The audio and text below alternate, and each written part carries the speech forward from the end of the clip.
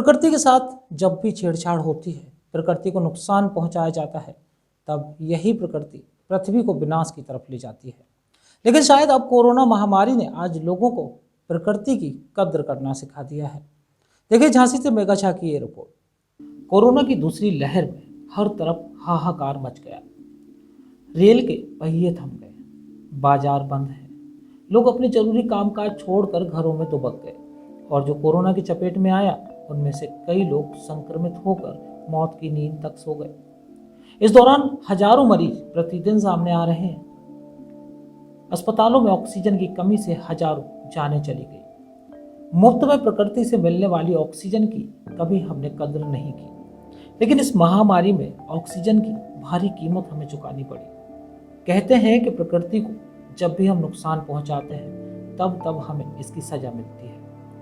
जानकार इस corona virus को प्राकृतिक आपदा मान रहे हैं। इस महामारी के बाद अब लोग प्रकृति को लेकर जागरूक भी हो रहे हैं। इसकी वानगी हमें देखने को मिल रही बाजारों में। यहाँ पौधशालाओं में लोग ऑक्सीजन देने वाले पौधों को अब अपने घरों में लगाने के लिए खरीदते दिख रहे हैं। एक वक्त था जब लोग सिर्फ फूलों के पौधे ही लगाना पसंद करते थे, लेकिन अब शहर के लगभग हर घर में पौधे लगने लगे हैं। आज लोग इंटरनेट पर अधिक ऑक्सीजन देने वाले पौधों के बारे में सर्च कर रहे हैं और अपने घरों में ऑक्सीजन देने वाले पौधे लगा रहे हैं ताकि उनके आसपास ऑक्सीजन का स्रोत बना रहे। ऐसे ही कुछ लोगों से हमने बात की तो उन्होंने बताया कि वह अपने घरों में ऐसे पौधे लगाना चाहते हैं जो उन्हें ऑक्सीजन दे सके। पौधा खरीदने का ख्याल आपके मन में क्यों आया? इस समय जो स्थिति चल रही है कोविड-19, जिसमें कि ऑक्सीजन लेवल लोगों का कम हो रहा है, रीज़न यही है कि हम लोग पेड़ काटते जा रहे हैं। बराबर बड़े से बड़े सारे पेड़ जब कटते जाएंगे तो ऑक्सीजन की कमी तो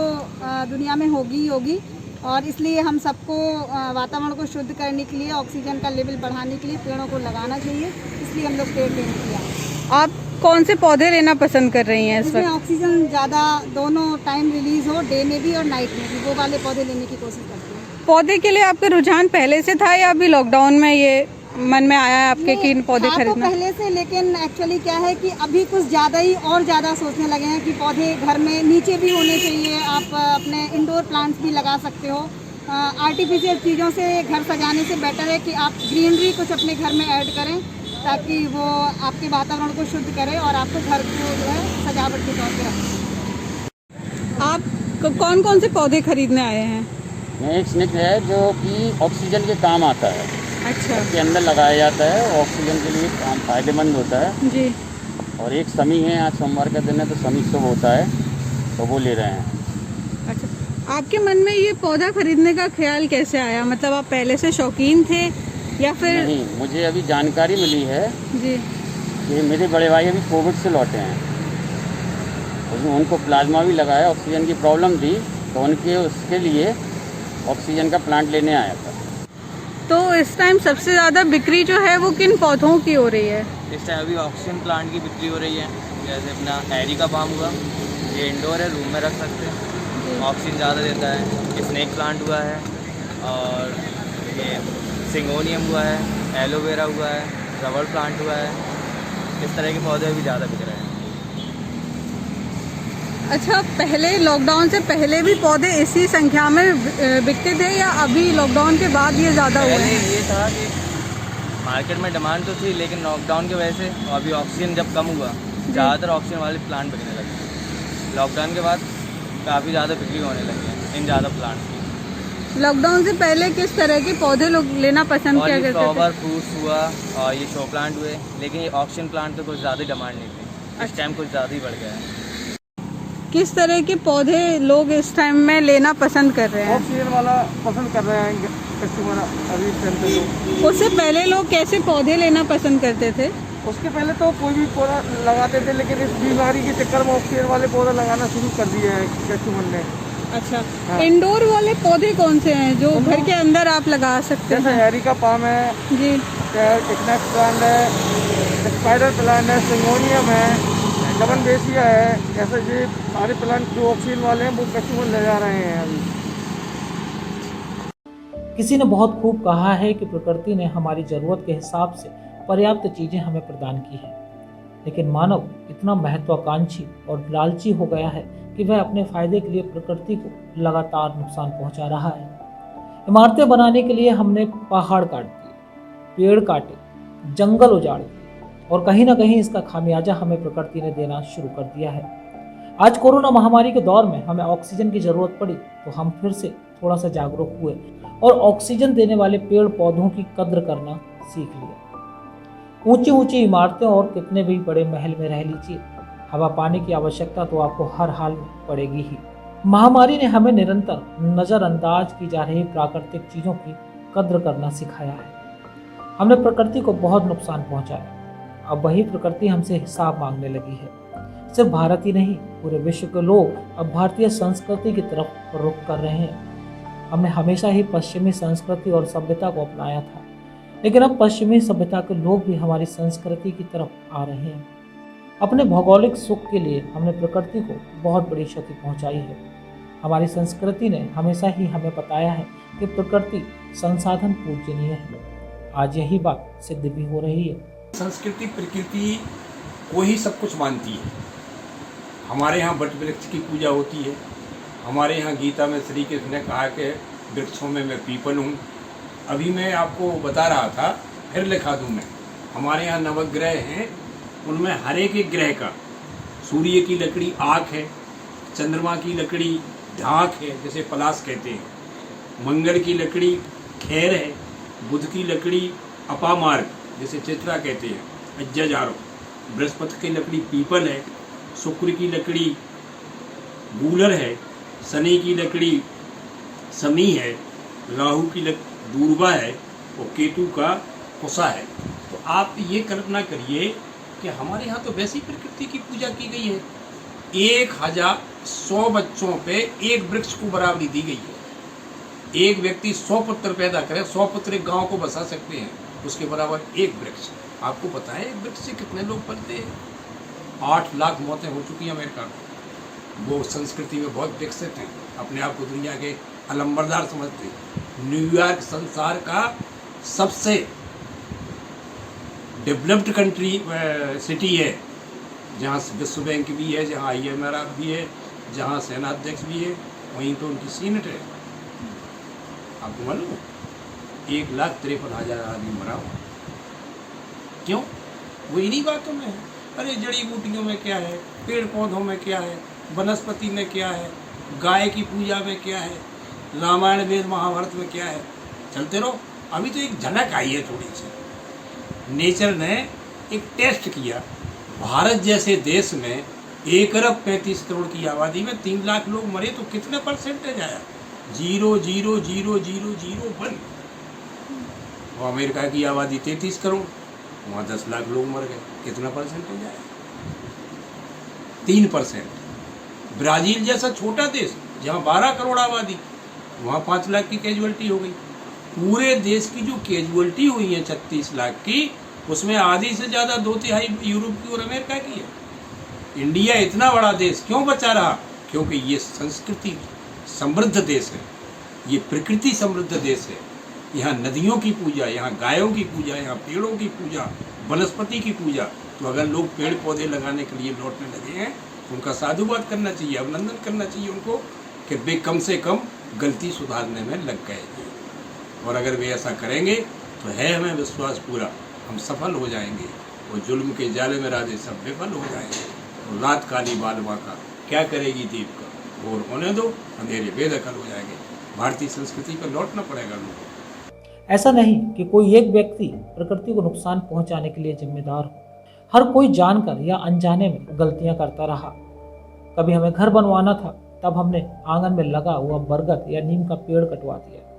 हमें घर में मार्बल लगवाने थे, जिसके लिए पता नहीं कितने पहाड़ काट दिए गए। आज भी पत्थरों को तोड़ने के लिए तेज धमाकों से धरती के सीने पर चोटें की जा रही हैं। राजनीतिक लोग भी प्रकृति के साथ हो रहे अन्याय को अब रोकना चाहते हैं।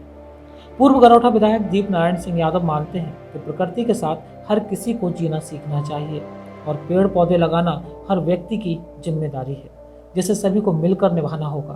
तभी हम इस प्रकृति से पृथ्वी को सुरक्षित रख पाएंगे। देखिए, दो तरह की बातें। पहला सवाल ये है कि ऑक्सीजन कैसे बढ़े। पहले बात है कि ऑक्सीजन हमारे यहाँ ऑक्सीजन का स्रोत क्या है। जैसे हमने कहा, पर्यावरण को लेकर अगर हम सवाल करें तो उत्तर प्रदेश में कुल 9% बने हैं। उत्तराखंड जब से गया तब से हम सबसे कम पर खड़े हैं। आप कह सकते हैं अगर हम पूरे देश को 25 अगर हमारे स्टेट्स हैं तो अगर सबसे ज़्यादा पेड़ों की कमी कहीं है तो उत्तर प्रदेश उस पर प्राथमिकता पर खड़ा, एक दूसरे तीसरे नंबर पर ही है। मैं कह सकता हूँ प्लांटेशन तो बहुत ज़रूरी है, लेकिन सवाल ये ऑक्सीजन की पर्यावरण में कमी नहीं है। ऑक्सीजन लंग्स ज़्यादा लेने की कोशिश कर रहा है और वो प्राकृतिक रूप से नहीं मिल सकती है। इसको लेकर इंतजाम की लड़ाई चल रही है। मैं कह सकता हूँ पेड़ तो लगाने ही पड़ेंगे हमें। पेड़ न केवल ऑक्सीजन देता, पेड़ पानी भी देता है। और अगर मैंने कहा ना, ये चेन है प्रकृति की जो हमने बिगाड़ ली। हमारे यहाँ पहले मेड़ों पे पेड़ लगते थे, गांव में पेड़ों की रक्षा करते थे लोग। आज देखें, खेत के खेत खाली पड़े हैं, कहीं ना कहीं पेड़ गायब हो गए हैं। मैं कह सकता हूँ पेड़ों के प्रति जागरूक होना। आने वाली पीढ़ी को अगर हम जिंदा देखना चाहते हैं, ज़िंदगी देना चाहते हैं, जिनके लिए हम सब कुछ कर रहे हैं, अगर उन्हें सुरक्षित देखना चाहते हैं तो हमें पेड़ को प्राथमिकता देनी पड़ेगी। पेड़ को बच्चे की तरह पालना पड़ेगा, अपने बच्चे की तरह रखवाली करनी पड़ेगी। तब जाकर हम एक अच्छा वातावरण, ऑक्सीजन वाला वातावरण, एक सुंदर वातावरण, आने वाली ज़िंदगी में कोई बीमारी ना हो।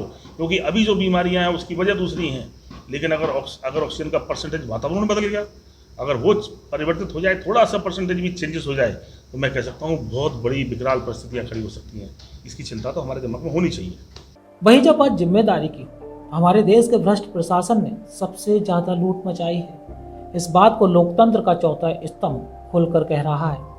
आज जिम्मेदार पत्रकार आपको लगातार जमीनी हकीकत से रूबरू करा रहे हैं। कहीं ना कहीं आज हम जिन समस्याओं से जूझ रहे हैं उसके लिए सरकार ने काफ़ी मेहनत की है।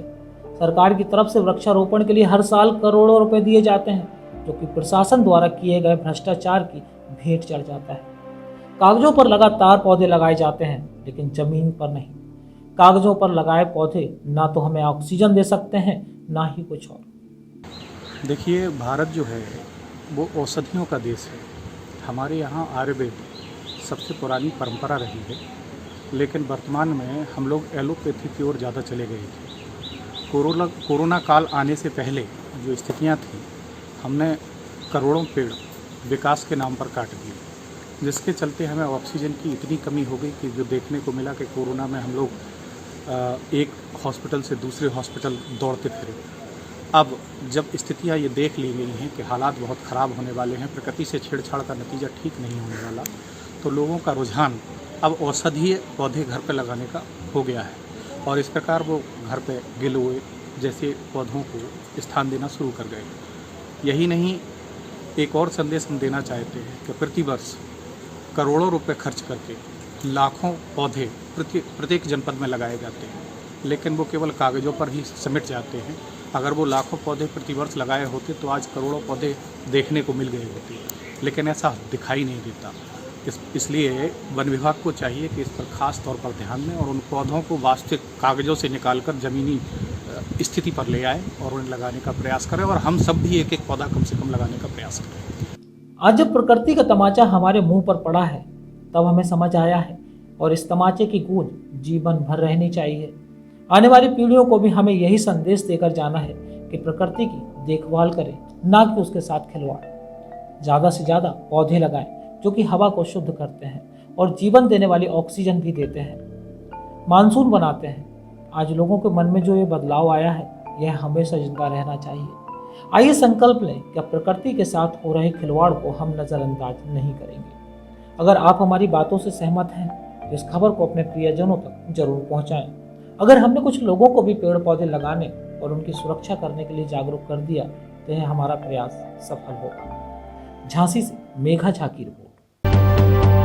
मून सिटी स्केप्स बिल्डर्स प्रस्तुत करते हैं आलीशान, आकर्षक residential, commercial, JDA approve project Space Moon city.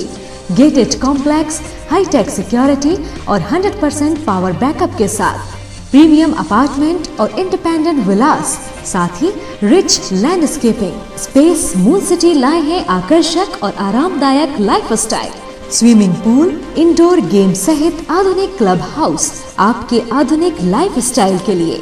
Shopping and entertainment के लिए नेशनल और इंटरनेशनल ब्रांड्स के साथ शॉपिंग मॉल और मल्टीप्लेक्स। स्पेस मून सिटी 25 एकड़ में विस्तृत है। Perfect luxurious and beautiful life के लिए प्रस्तुत है स्पेस मून सिटी।